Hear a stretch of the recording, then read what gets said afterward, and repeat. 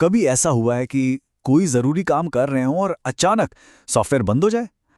तो आज हम यही देखेंगे कि कैसे कुछ बहुत ही आसान तरीकों से अपने कीमती डेटा को सेफ रखा जा सकता है और अगर कोई गड़बड़ हो भी जाए तो उसे फटाफट वापस कैसे लाया जा सकता है। चलिए कंट्रोल वापस अपने हाथों में लेते हैं। जरा सोचिए, डेडलाइन सिर पर है और सॉफ्टवेयर खुलने का नाम ही नहीं ले रहा, या स्क्रीन पर कोई अजीब सा एरर मैसेज आ रहा है। देखिए, डेटा खोने का डर तो असली है, पर अच्छी बात यह है कि इसका समाधान बहुत बहुत ही आसान है। और वो समाधान है बैकअप। ये कोई ऑप्शन नहीं है, ये तो हमारे डिजिटल काम के लिए एक तरह का सुरक्षा कवच है जो हमें किसी भी बड़ी मुसीबत से बचाता है। इसको ना एकदम सीधे सीधे समझते हैं। अगर सॉफ्टवेयर क्रैश हो गया या फाइल करप्ट हो गई, तो हमारा बैकअप ही वो सुपर हीरो है जो आकर सब कुछ बचा सकता है। तो अब सवाल ये है कि ये सुरक्षा कवच बनाया कैसे जाए। इसके लिए ना दो बहुत स्मार्ट तरीके हैं। एक है मैनुअल, जिसमें पूरा कंट्रोल हमारे हाथ में होता है, और दूसरा है ऑटो, जो हमारे लिए सब कुछ खुद ही कर देता है। मैनुअल बैकअप को ऐसे समझिए जैसे हम किसी ज़रूरी डॉक्यूमेंट की फ़ोटोकॉपी करवाकर तुरंत फाइल में लगा देते हैं। जब कोई बहुत बड़ा बदलाव करना हो तो खुद से एक कॉपी बना ली। वहीं ऑटो बैकअप, वो तो एक भरोसेमंद दोस्त जैसा है।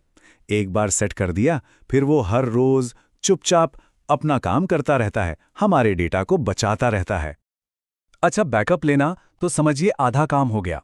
असली खेल तो तब शुरू होता है जब उस बैकअप की ज़रूरत पड़ती है। तो अगर कभी वो मुश्किल घड़ी आ ही गई, तो अपने डेटा को वापस कैसे लाएंगे? चलिए अब डेटा रिस्टोर करने का पूरा तरीका समझते हैं। ओके, रीस्टोर शुरू करने से पहले एक नियम, एक गोल्डन रूल याद रखना है। जो पुरानी, खराब हो चुकी फाइल है, उसे कभी कभी भी डिलीट नहीं करना है। बस उसका नाम बदल दीजिए। ये एक सेफ्टी नेट की तरह है। अगर रीस्टोर में कुछ गड़बड़ हो भी गई, तो कम से कम पुरानी फाइल तो हमारे पास रहेगी ही। चलिए अब इसे 4 सिंपल स्टेप्स में करते हैं।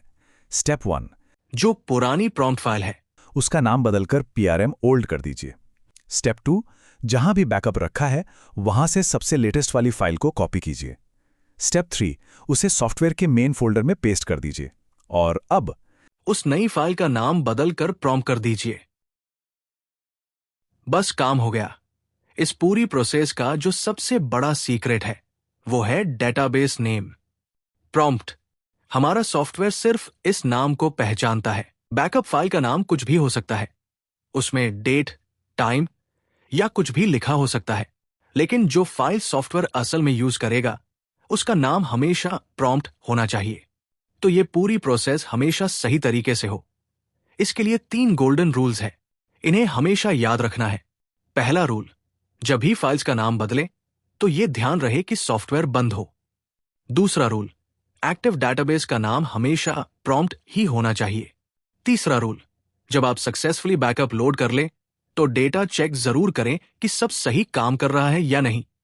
अगर किसी भी तरह की प्रॉब्लम लगती है तो आप ऑफिस में कांटेक्ट कर सकते हैं।